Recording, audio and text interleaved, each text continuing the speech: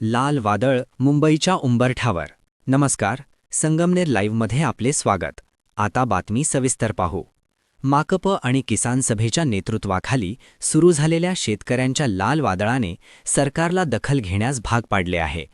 25 जानेवारी रोजी नाशिकहून निघालेला हा हजारो शेतकऱ्यांचा भव्य लाँग मार्च आज मंगळवारी सकाळी निसर्गरम्य कसारा घाटातून खाली उतरला असून आता हे वादळ ठाणे जिल्ह्यात धडकले आहे.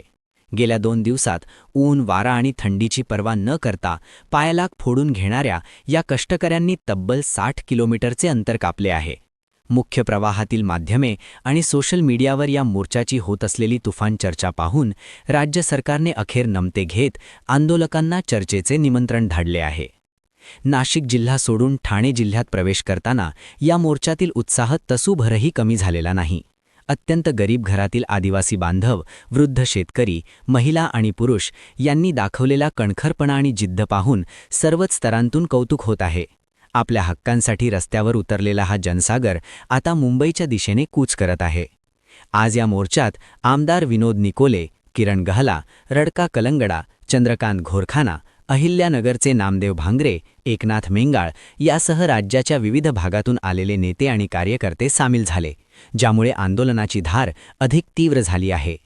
माध्यमांमध्ये मिळणारी व्यापक प्रसिद्धी आणि जनसामान्यांचा वाढता पाठिंबा यामुळे राज्य सरकारवर प्रचंड दबाव निर्माण झाला आहे. या पार्श्वभूमीवर आज मुंबईत मंत्रालयात मुख्यमंत्री आणि संबंधित मंत्र्यांसोबत चर्चा करण्यासाठी शिष्टमंडळाला आमंत्रित करण्यात आले आहे.